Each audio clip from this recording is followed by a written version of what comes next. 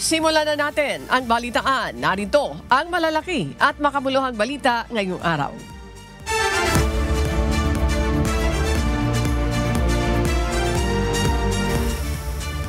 Inanunsyo na ng Department of the Interior and Local Government o DILG ang suspension ng pasok sa ilang lugar sa bansa dahil sa inaasahang sama ng panahon.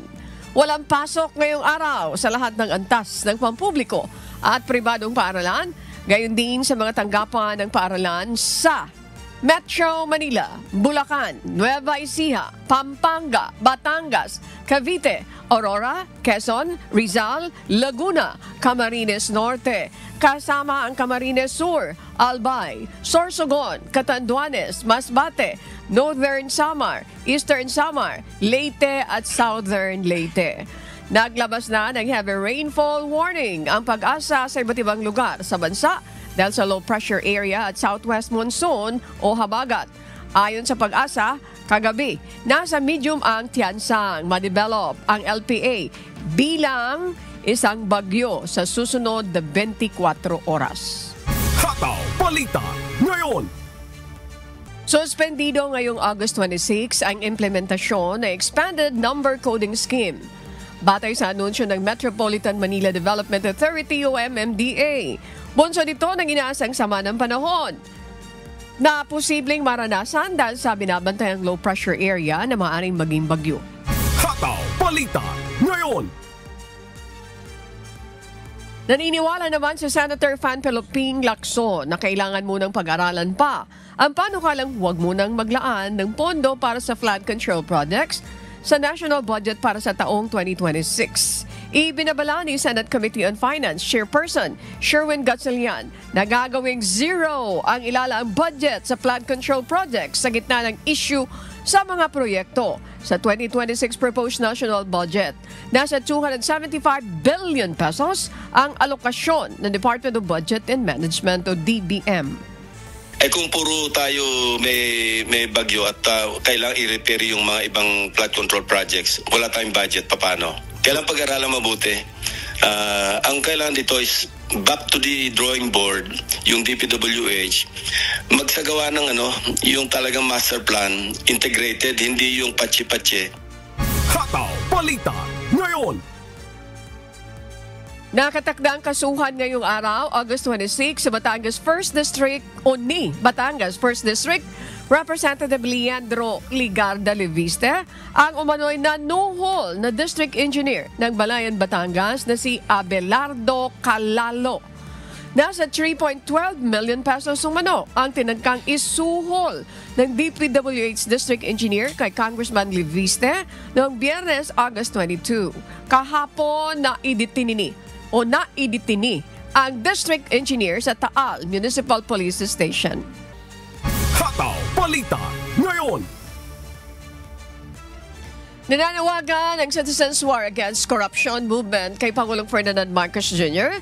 na bumuo ng isang independent fact-finding body para magsagawa ng investigasyon sa umano'y maanumalyang flood control projects. Ayon sa grupo, hindi dapat ibigay sa mga mambabatas ang investigasyon kaugnay sa mga maanumalyang mga proyekto. Ito'y dahil garapala na ang korupsyon ngayon sa gobyerno. Tanong naman ni Attorney J.V. Bautista, Secretary General ng United Nationalist Alliance, paano mag-iimbestiga ang Kongreso at Senado kung ang sarilian niya nila ang nakikinabang sa mga proyektong ito? Ngayon, dapat talaga magkaroon ng honest to goodness na investigation. At para mangyari yon, kailangan independent investigating body na komposisyon ng mga kinatawan ng ating mga mamayan. At hindi ang mga congressman at mga senador ang mag-iimbestiga na sila naman ay puro mga akusado rin. Yun ang ating dapat gawin. You tell me, paano nilang iimbestigahin yung mga samahan nila? So hindi mangyayari. Magtatakipan sila. That is why this is an exercise in futility kung sila mismo mag-iimbestiga sa mga sarili nila.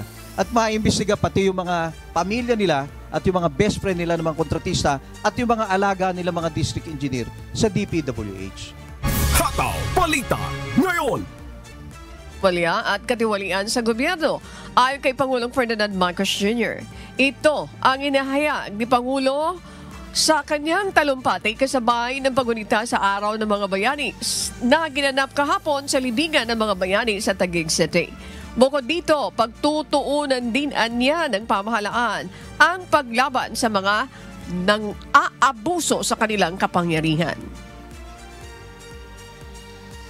Hindi lang pagpapalakas ng ating depensa ang kailangan natin tutukan upang maalagaan ang ating kalayaan. Kailangan din natin labanan ang banta ng katiwalian at pang-aabuso sa kapangyarihan ng ating lipunan. Dahil hindi lamang salapi ang kanilang ninanakaw, kundi pati ang kalusugan, pangarap at kinabukasan ng mga susunod na henerasyon na Pilipino. Kaya't hindi natin dapat ipagwalang bahala ang maliliit na panlilinlang sapagkat kung paulit-ulit ito'y pinapalampas natin, unti-unti nitong sinisira ang ating lipunan nang hindi natin namamalayan. Hataw Balita ngayon. Wala pa naman umanong na mamonitor ang Department of National Defense ng kakaibang kilos ng China kahit nakaistasyon ang mga ito sa karagatang sakop ng Pilipinas.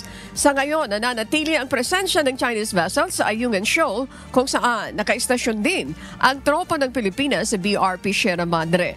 Ayon kay Defense Secretary Gilberto Teodoro Jr., hindi lang naman sa Ayungin Shoal na iuulat ang pagdami ng mga barko ng China. Wala naman kaming nakikitang kakaiba. Of course, may presence. We have to monitor increased presence. Hindi lang naman sa AUV. But, sometimes nag-i-increase, sometimes hindi. Baka dahil din, kakatapos lang ng exercise sa Alon. No, na pinakamalaki na ginanap sa Palawan. Hataw Balita ngayon. Nauunawaan ng sambayan ng Pilipino ang banta sa West Philippine Sea at malinaw ang kanilang suporta sa paninindigan ng pamahalaan na ipagtanggol ang ating maritime right ayon sa tagapagsalita ng Philippine Navy sa West Philippine Sea na si Rear Admiral Roy Vincent Trinidad.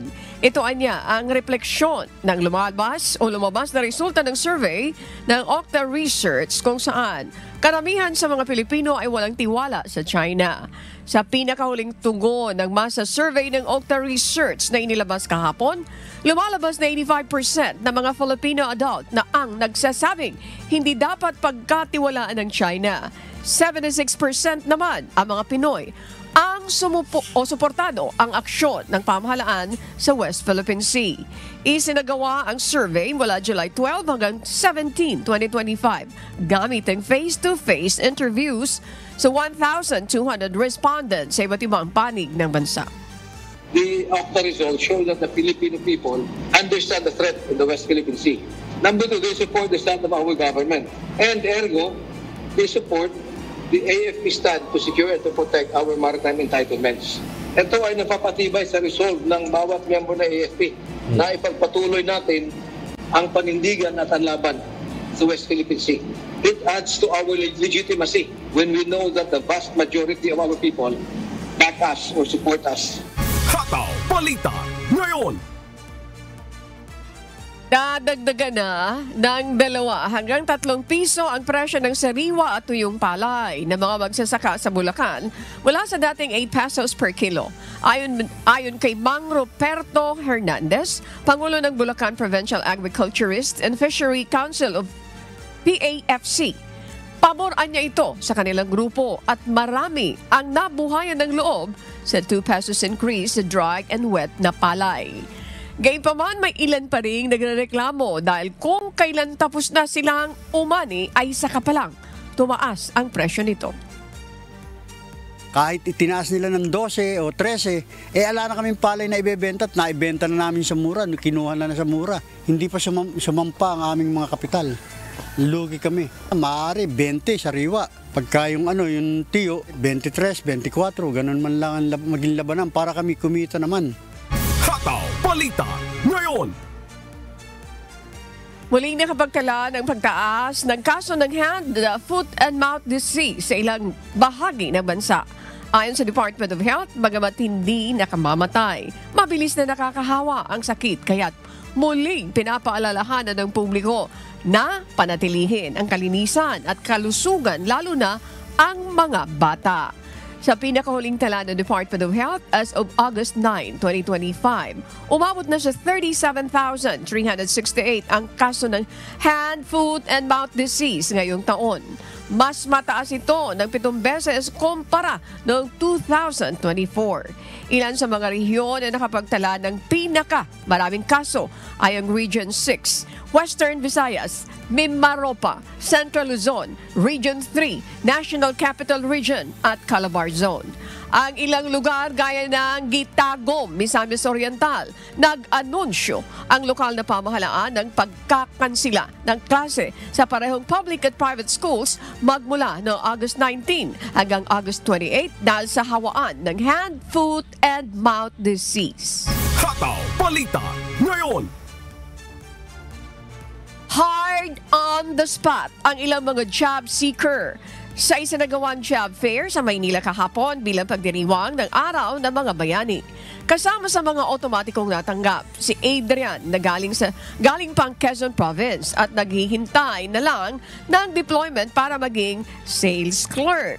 Gayon din ang magkapatid na Sarah Jane Bartolome at Bartolome bilang sales clerk at shift leader sa magkaibang kumpanya. Ayon sa PESO ng Maynila, layunin ng mga ganitong programa ang bawasan ang bilang ng unemployment sa lungsod. Tagal nila mag-reply talaga more on sa email. So dito kasi may parang 80% na ma-hired kapag nag-job fair ka. Kasi po sa online, na-scam po kami. Ngayon sa job fair, as in madami pong tao dito, kaya subok na po ito eh. At first po, I was nervous, pero nung diniscuss na sa akin lahat ng process, yun, naging happy na ako kasi on the spot na hard. Tugunan ang mga basic minimum needs katulad ng pagkakaroon ng trabaho. Sa araw ng mga bayani, gusto nating bigyan ng pagpupugay ang ating mga manggagawa na araw-araw na kumakayod, nagtatrabaho para sa kanilang pamilya at determinado mabuhay ng tapat at maayos.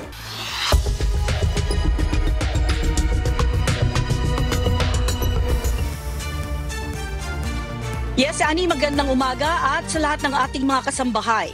Nasawi ang isang individual habang may ilan pang mga sugatan matapos ang pagsabog ng isang gas cylinder sa isang kilalang toy shop sa Moscow, Russia. Agad ding inilikas ang lahat ng mga tao mula sa gusali upang maiwasan ang mas malalang insidente. Ito ang humahataw na balita ni James Hilario. Kinumpirma ni Moscow Mayor Sergei Sobyanin na may isang nasawi sa nangyaring pagsabog ng isang gas cylinder sa Central Children's Store o mas kilala bilang Detski Mir sa Moscow, Russia. Ayon sa ulat, isang helium canister na karaniwang ginagamit para sa mga lobo ang pinagmulan ng pagsabog. Bukod sa isang nasawi, may ilan ding napaulat na nasugatan. Ang naturang lugar ay isa sa mga paboritong pasyalan sa lugar dahil bukod sa laruan, mayroon din itong iba't ibang tindahan, kainan at sinihan. Ito'y matatagpuan sa Lubyanka Square, isa sa mga kilalang lugar sa Moscow. Agad namang inilikas ang lahat ng tao mula sa nasabing pasilidad upang maiwasan ang mas malalang insidente habang mabilis na rumisponde ang mga otoridad. James Hilario, humahataw sa balita ngayon.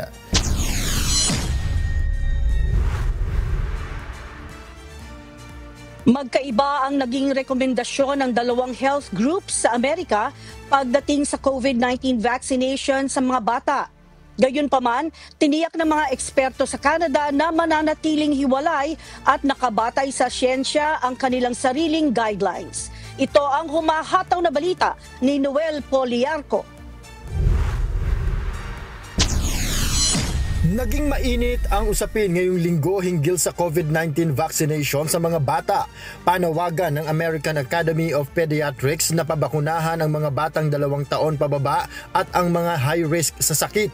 Habang sa bagong guidelines ng US Centers for Disease Control, pinapayuhan ang mga magulang na kumonsulta sa doktor kung pababakunahan ang kanilang mga anak. Gayunpaman, naniniwala ang isang Canadian pediatrician na hindi dapat na maimpluwensyahan ng sitwasyon sa US ang ipatutupad na pagbabakuna sa Canada. Ang payo ng Public Health Agency of Canada, pabakunahan ang mga batang may mahinang resistensya o may chronic illness, habang nasa pagpapasya naman ng mga doktor ang pagbabakuna sa ibang mga bata na wala namang problema sa kalusugan. Ayon kay Dr. Karina Top, Pediatric Infectious Disease Specialist, mas mababa na ngayon ang tumatanggap ng COVID vaccine sa mga bata, ngunit nananatiling mahalaga ito para sa mga may mataas na panganib sa komplikasyon. Noel Polyarco, humahataw sa balita ngayon!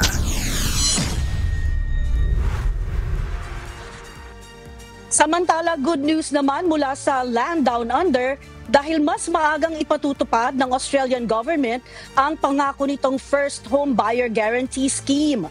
Isa sa mga benepisyo sa ilalim ng programa ay ang pagbibigay lamang ng 5% deposit sa bibilhing property ng isang first home buyer. Ito ang humahataw na balita ni Danny Delieva. Sisimulan na sa October 1, 2025 ang mas pinalawak na First Home Buyer Guarantee Scheme sa Australia. Mas maaga ng 3 buwan kaysa naunang panukala ng Labor government noong eleksyon. Because from the 1st of October, every first home buyer can get into their own home with just a 5% deposit. Sakop ng programa ang lahat ng Australian first home buyers kung saan 5% lamang ang kailangang ipunin para sa deposit. Gayun din, makaiiwas ang mga bibili ng property sa Lender's Mortgage Insurance o LMI na nakadaragdag din ng libo-libo sa halaga ng home loan. Aalisin din ng pamahalaan ang limit kung ilan ang eligible sa programa kada taon at itataas ang income at home prices threshold upang higit na marami ang masakop ng programa.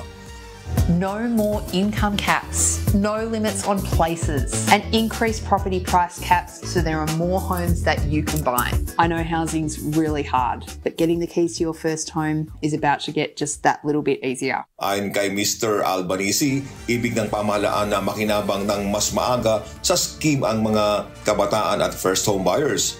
Bahagi ng programa ay ang paggarantiya ng pamahalaan sa ilang porsyento ng first home buyers home loan upang mapaliit ang bahagi na babayaran ng homeowner.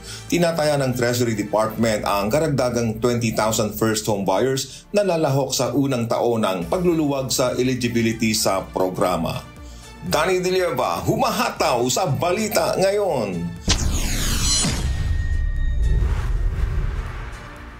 Isinusulong ngayon ng miyembro ng Parliament mula sa ACT Party o ACT sa New Zealand ang ilang mga pagbabago sa End-of-Life Choice Act sa bansa. Ngunit pinangangambahan ng ilan na posibleng magbukas ito ng malawakang paggamit ng euthanasia sa bansa gaya sa Canada. Ito ang humahataw na balita ni Early Briones.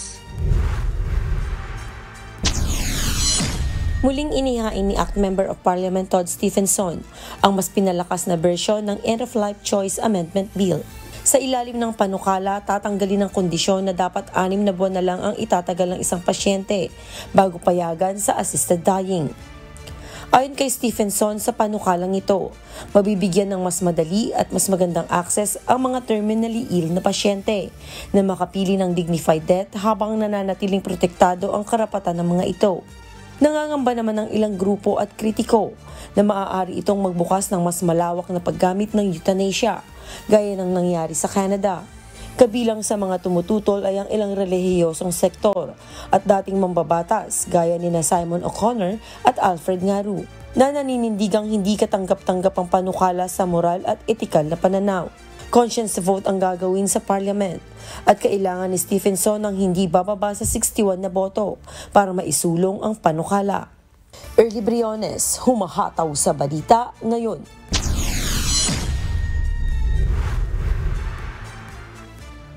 Matiyan po ang mga balita mula sa iba't ibang panig ng mundo. Mula rito sa Austin, Texas, USA, ako, si Marie Peñaranda. Magandang araw. Annie?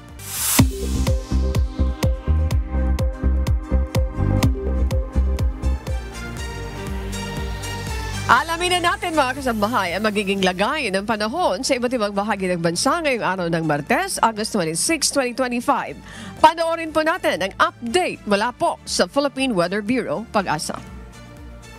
Magandang umaga at live mula dito sa Pag-asa Weather Forecasting Center. Narito na ang lagay na ating panahon ngayong araw nga ng Martes, August 26, 2025. At sa ating pong latest satellite images, patuloy pa nating minomonitor yung low pressure area na huling namataan malapit po sa may katubigan ng Paracale sa Camarines Norte. Sa ngayon, hindi pa rin naman natin inaalis yung posibilidad na ito ay maging bagyo, bagamat medyo bumababa na po yung posibilidad na iyon, lalo't malapit na ito sa kalupaan ng ating bansa. Kung sakali man na maging bagyo ito, posible po within the day lamang po ito at eventually ay manghihinan or ito ay magdi-dissipate na rin habang kumikilos pa hilagang kanluran. At ito ang magdadala pa rin, itong low pressure area pa rin na magdadala ng mga pag-ulan, partikular na nga sa malaking bahagi ng silangang bahagi ng Luzon, partikular na sa may area ng Bicol Region, gayon din sa may area po ng Quezon, Aurora, Rizal, kasama din ang ilang bahagi po ng Mimaropa. Samantala, inaasahan pa rin natin yung mga pag-ulan na dulot ng southwest monsoon o habagat, partikular na sa may area naman ng Palawan at gayon din dito sa may nalalabi pang bahagi ng Mimaropa. Ito po yung occidental at saka oriental Mindoro. Inaasahan natin malaking bahagi nga ng Luzon, kasama na dyan yung Metro Manila, Central Luzon at Southern Luzon at maging bahagi ng Kabisayaan at northern part of Mindanao, kasama yung Zamboanga Peninsula at Caraga, ay makararanas pa rin ng ulap na kalangitan na may mga pag-ulan sa araw na ito, habang ang nalalabing bahagi ng Luzon, yung Ilocos Region at gayon din ang nalalabing bahagi ng Mindanao ay makakaranas ng mga isolated o pulupulong pag-ulan, pagkidlat, pagkulog. Liban nga dito sa low pressure area na ating minomonitor, wala na tayo iba pang nakikita nga posibleng maging bagyo na nasa labas ng Philippine Area of Responsibility. At as of 5 a.m. nga po, naglabas tayo ng weather advisory. Yung weather advisory, ito yung inaasahan natin na potensyal ng mga malalakas sa mga pag-ulan, katamtaman hanggang sa malalakas sa mga pag-ulan, around 50 to 100 millimeters po yan ng mga pag-ulan. Partikular na mapapansin nyo ito sa mga lalawigan sa may silangang bahagi ng Luzon. Partikular na itong Bicol Region, yung mga lalawigan ng Camarines Norte, Catanduanes, Camarines Sur, Albay, Sorsogon at Masbate. Makakaranas din po ngayong araw ng mga hanggang malalakas sa mga pag-ulan ang bahagi ng Quezon Province, Laguna, Rizal, Bulacan, Aurora at Isabela. Ito po ay dulot ng low pressure area na ating minomonitor. Habang ang hangin habagat ay magdadala rin ng hanggang malalakas sa mga pag-ulan ngayong araw sa bahagi ng Palawan, Antique at Occidental Mindoro. So mga kababayan, sa mga nabanggit po na lugar na ito, mag-ingat sa mga potensyal, sa mga posibilidad ng mga biglang pagbaha o mga flash floods at pagguho ng lupa or landslides. Bukas naman, inaasahan pa rin natin yung epekto ng low pressure area na hindi natin inalis yung posibilidad na maging bagyo, bagamat posible po short-lived lamang, ay magdadala pa rin ito ng mga pag-ulan sa may bahagi ng Camarines Norte, Camarines Sur, maging sa mga lalawigan ng Quezon, Rizal, Bulacan, kasama na rin yung Nueva Ecija at Aurora. Ang hanging habagat bukas ay magdadala rin ng mga pag-ulan sa bahagi ng Palawan, Occidental at Oriental Mindoro, Antique at Negros Occidental. Kaya mag-ingat din po sa mga posibilidad ng mga pagbaha at mga pagguho ng lupa. Pagdating po ng araw ng Huwebes, inaasahan natin na wala na masyadong magiging epekto yung low pressure area. Maaari na po itong malusaw, habang ang hanging habagat pa rin ang magdadala ng mga pag-ulan naman sa Palawan at Occidental Mindoro. So sa mga kababayan po natin sa Palawan at Occidental Mindoro, inaasahan natin the next 2 to 3 days magpapatuloy yung hanggang malalakas sa mga pag-ulan na dulot ng habagat. Kaya mag-ingat po, lalong-lalo na nga sa potensyal ng mga pagbaha. Ngayong araw, inaasahan nga natin malaking bahagi ng Luzon ay makararanas ng mga pag-ulan mula Katamtam hanggang sa Kumis ay malalakas sa mga pag-ulan dulot ng low pressure area at ang hanging habagat, partikular na sa may bahagi nga ng Cagayan Valley, Cordillera, dito sa may Central Luzon, ang Metro Manila, Calabarzon, Bicol Region at Mimaropa. Mag-ingat nga po sa potensyal ng mga flash floods and landslide. Habang ang nalalabing bahagi ng Luzon, partikular na nga itong Ilocos Region, makararanas naman ng mga pulupulong pag-ulan, pagkilat, pagkulog, or generally din po ay fair weather sa may area ng Ilocos Region. Agwat ang temperatura sa Lawag, 25 to 31 degrees Celsius sa bahagi ng Baguio, 16 to 23 degrees Celsius sa Metro Manila, 24 to 29 degrees Celsius sa Tuguegarao, hanggang 29 degrees Celsius sa Tagaytay naman, 22 to 29 degrees Celsius, habang sa Legazpi, 24 to 29 degrees Celsius. Dito naman sa Palawan, Visayas at Mindanao, inaasahan natin malaki din yung tsansa ng mga pag-ulan sa may bahagi ng Palawan dulot ng hanging habagat. Agwat ang temperatura sa Calayan Islands 24 to 30 degrees Celsius habang dito sa may Puerto Princesa nasa 25 to 31 degrees Celsius. Malaking bahagi din ng Kabisayaan ay makararanas sa mga pag-ulan dulot ng low pressure area at ng hanging habagat. At ang agwat po ng temperatura sa Iloilo 24 to 30 degrees Celsius, sa Cebu naman 26 to 31 degrees Celsius habang sa Tacloban 24 to 31 degrees Celsius. Ang mga rehiyon naman dito sa may Mindanao, partikular na nga itong Zamboanga Peninsula, Barm, kasama ang Northern Mindanao at Caraga ay makararanas din ng mas malaking tsansa ng mga pag-ulan sa araw na ito. Habang ang nilalabing bahagi ng Mindanao, yung Davao Region, kasama yung Soxargen ay makararanas ng mga isolated rain showers and thunderstorms lalo na sa hapon hanggang sa gabi. Agwat nga ng temperatura sa Zamboanga ay 23 to 32 degrees Celsius, sa Cagayan de Oro naman 23 to 31 degrees Celsius, habang sa Davao 25 to 30 degrees Celsius. At napanood po natin ang update mula kay Pag-asa Weather Specialist, Obet Badrina. Tandaan po, sa bawat araw na ating nasisilayan, tayo magpasalamat sa Diyos na may lalang. Hataw Balita ngayon. Inilikas ng lokal na pamahalaan ng Ginubatan Albay ang nasa 600 pamilya sa barangay Masarawag dahil sa pagbaha sa lugar dulot ng low pressure area at ng habagat na nakakaapekto sa Kabikolan. Si Ryan Salatadol, Humahataw Live.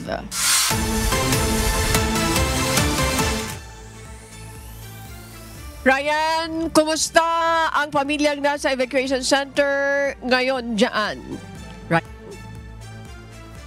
Yes, Ani, magandang umaga at magandang umaga sa ating mga taga-tabay. Ani, kagabi nga ay patuloy ang supply ng mga hot meals at ng mga food packs mula sa DSWD at pati yung malinis na tubig na kanilang magagamit sa mga evacuation centers sa ngayon na doon sila nananatili.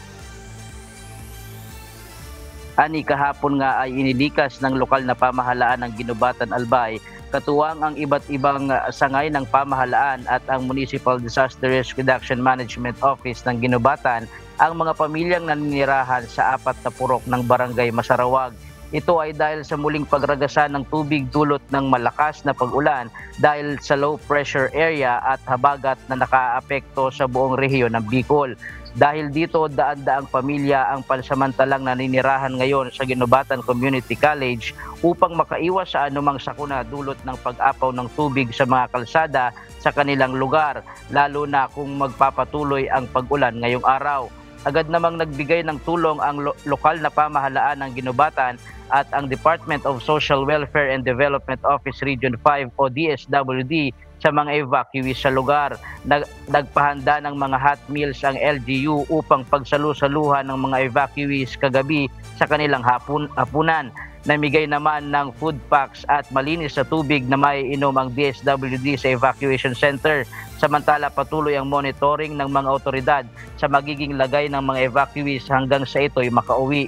Kaugnay nito, kinansilan na din ang pasok sa mga paaralan at government works ngayong araw, August 26, dahil sa inaasahang epekto ng LPA at habagat na magpapaulan sa probinsya. Samantala, tiniyak naman ng alkalde ng bayan na 24/7 nakabukas ang mga essential services ng kanilang tanggapan upang mapagsilbihan ang mga kababayang nangangailangan sa iba't ibang barangay sa lugar, lalo na ang disaster response, healthcare, public safety at social welfare offices. At yan muna ang latest live mula dito sa Bicol Region.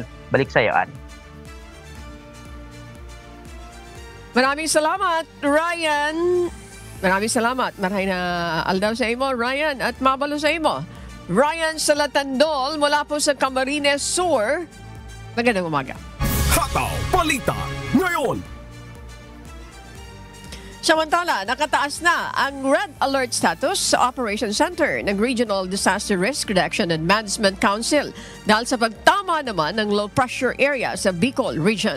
Samantala, nasa 400 na tauhan ng Police Regional Office of Pro-5 ang nakadeploy upang agarang responde sa mga maapektuhan ng sama ng panahon sa Kabikolan. Si Jerry Galicia, humahataw live.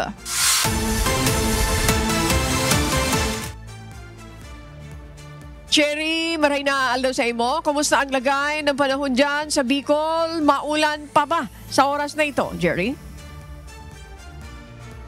Yes, Ani, simula pa nga kagabi ay nakaranas na tayo ng mahinang bugso ng pag-ulan dito sa particular dito sa Masbate City. Pero sa ngayong umaga ay tumila na nga ditong pag-ulan dala nga ng sama ng panahon dito sa Kabikulan. Naghahanda na ang buong Kabikulan sa posibleng magiging epekto ng low pressure area na maaaring maranasan sa rehiyon dahil dito nilagay na sa red alert status ng Regional Disaster Risk Reduction and Management Council Operations Center ang Region 5. Nasa Protocol Charlie o High Risk Protocol ng Office of Civil Defense o OCD Bicol. Buso nito inalerto ng iba't ibang sakay ng pamahalaan na kasama sa Response Cluster ang Department of Health at Department of Social Welfare and Development o DSWD para sa food and non-food items at camp coordination and management sakaling magkaroon ng evacuation. Ang Department of Information and Communication Technology DICT para sa emergency telecommunications, ang Police Regional Office o PRO 5 sa Law and Order at Joint Task Force Bicolandia para sa search and rescue at retrieval operations. Nakalaan naman sa Department of Public Works and Highways ang debris cleaning. Fatalities at missing naman sa Department of Interior and Local Government o DILG. Magpapatupad naman ng no sailing policy kung kinakailangan sa Coast Guard District Bicol at PDRRMO. May nakapreposisyon na rin ang DSWD na nasa 177 bilyong pisong halaga na non-food items at food items.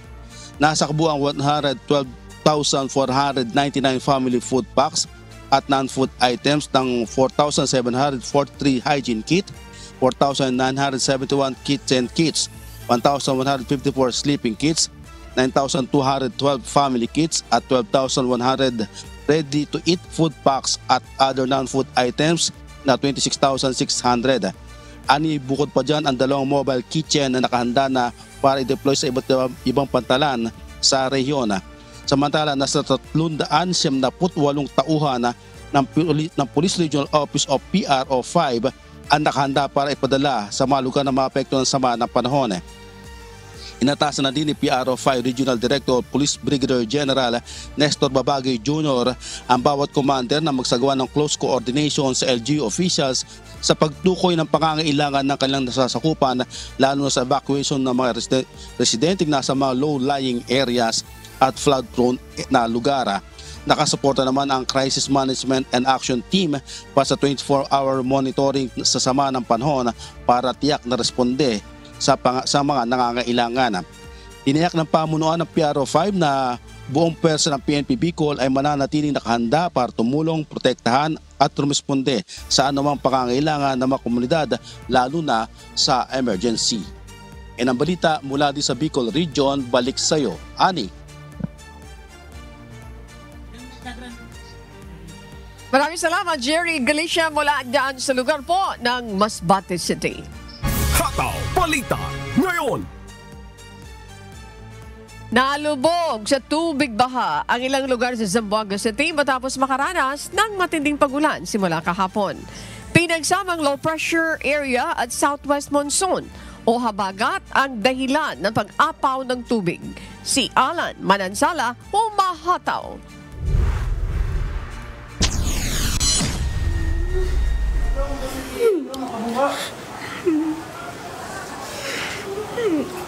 Hindi na mapigilan pa ni Diana Jul ang uploader ng video na maiyak matapos ang sinapit ng kanilang bahay sa Barangay Tumaga, Zamboanga City. Halos lumubog kasi sa tubig baha ang kanilang bahay nang makaranas ng malakas na pag-ulan ang buong lungsod kahapon. Maging ang kanilang family service inabot din ng tubig baha. Pero hindi lamang si Diana Jul ang apektado dahil pinasok din ng tubig baha ang ilang kabahayan sa Ayudahan Drive, Villa Ignacio, PhilInvest dulot ng tuloy-tuloy na boost ng ulan dahil sa pinagsamang epekto ng low pressure area at ng southwest monsoon o habagat simula kahapon August 25. Agad na nagsagawa ng rescue operations ang Search and Rescue Team ng Zamboanga City Disaster Risk Reduction and Management Office o ZCDRRMO sa ilang residenteng apektado ng baha. Batay sa report, nasira ang pader dahil sa lakas ng ragasan ng tubig sa Villa Ignacio PhilInvest na nagdulot ng pagbaha sa Ayudahan Drive sa Barangay Tumaga. Personal na nagtungo si Zamboanga City Mayor Kaimer Adan Olaso sa Barangay Tumaga upang inspeksyonin ang kalagayan ng mga residente na apektado ng matinding pagbaha. Nadiskubre sa ocular inspection na tinabunan umano ng developer ang ilang creek kaya't hindi na maayos ang daloy ng tubig tuwing malakas ang ulan.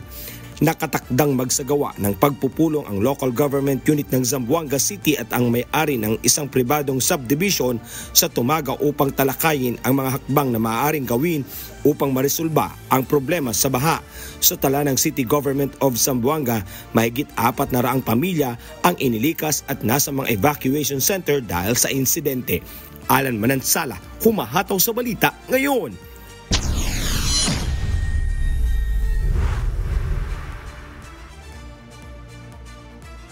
Nandito pa rin po tayo sa Doc G Headquarters Basketball Court, East Camias, Quezon City, kung saan magsasagawa tayo ng medical mission. At ngayong umaga, makakapanayan din natin si Ginoong Adonis Rio Lope. Kagawad po siya ng Barangay Camias para alamin ang kalagayan ng mga residente dito. Yan, start na tayo. Good morning po sa inyo, Kagawad Adonis Rio Lope. Magandang umaga po.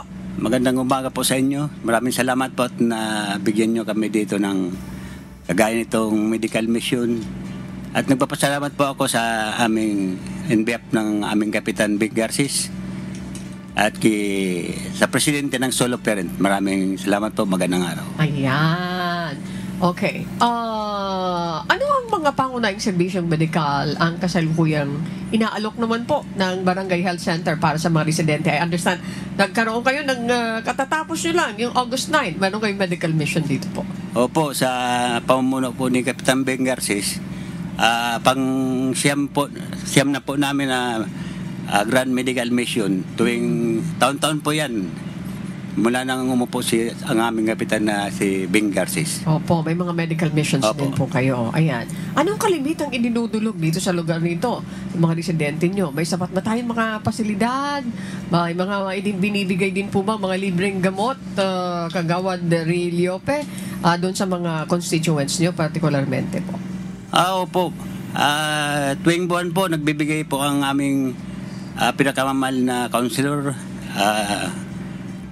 Jilin Lumbad, at ang Barangay Iscamias po ay lagi pong nagbibigay sa mga pangailangan ng solo parent, ng mga pangailangan ng mga residente namin na gamot. Ayan. Pang medical po. Ito kasing, ito pong particular na medical missions na isasagawa ng MCGI, ng UNTV po, ay intended ito para sa mga solo parent. Ano po, dito sa lugar ninyo. Paano po ito makakatulong? Itong aming isasagawang medical mission na ni-request mismo noong presidente ng solo parent po. Malaking tulong po ito kasi maraming nangangailangan dito na pang-medical, lalo na po sa matatanda, sa bata. At lalong-lalo na po ngayon sa tag-ulan. Tag-ulan po ngayon, marami pong nagkakasakit ngayon. Napakalaking bagay po ang ginawa niyong medical mission na to. Ayan. So mag-start tayo mamaya. So kahit na intended po ito, Kagawad, sa mga solo parent, siguro pwede na rin po kayo manawagan na open din ito dun sa mga karating na mga lugar dito sa lugar mo para at least makapagbenepisyo sila dito sa medical mission na nagsasagawa ng MCGI, ng UNTV po. Okay po. Maraming salamat po. Nanawagan po ako sa aming mga residente, sa lahat po. Pwede po kayo pumunta rito sa Doc G Lumbad. Ngayon po ang start po mamaya ang mga 8. Sana po makapunta kayo dito at tulong sa atin tong ginawa nilang medical mission. Ayan. So, ulitin natin doon sa ating mga kababayan na malapit dito sa lugar. Although ito pong medical mission na ito na ni-request mismo na ang Pangulo ng solo parent, mga kasambahay, sa tanggapan po ni Kuya Daniel Luzon being our President and CEO, at katulong ang MCGI intended para sa solo parent, pero gaya ng binabanggit ni Kagawad Adonis ay open ito doon sa mga kababayan natin na malapit dito sa lugar. So sa ngalan ni Kapitan Garces? Opo. Ayan, okay. Sa ngalan ni Kapitan Garces at buong konseyo at sa aming presidente ng solo parents at sa kanyang mga kasamahan, maraming salamat po sa ginawa niyong ganitong mission, medical mission, para makatulong po tayo sa ating mga kabarangay. Maraming salamat, kabayan. Kabayan Adonis Rio Lope, isa pong kagawad dito sa Barangay East, Camias, Quezon City. Maraming salamat po. Magandang araw po. Opo, sa ngalan ni Kuya Daniel Luzon, kami po ay nagpapabot ng aming pasasalamat sa inyo pong lahat dito. Maraming salamat po. Salamat sa Diyos. Mga kasambahay, kung may mga storya po kayong naisbalikan sa Hataw Balita ngayon, pwede nyo po itong muling mapanood sa aming official social media account. Magtungo lamang po sa UNTV News and Rescue YouTube channel at i-click ang subscribe button. Gayun din ang aming Facebook at TikTok accounts. Mapapanood nyo rin dito ang iba pang news programs ng UNTV. Pati na po ang iba pang video na nag-iisang public service channel. Kaya tara na! Subscribe, like, and share. At sa aming ibabahaging mga salita ng Diyos na ating sandigan mula sa Efeso 6:4. At kayong mga ama, huwag ninyong ipamungkahi sa galit ang inyong mga anak, kundi inyong turuan sila ayon sa saway at aral ng Panginoon.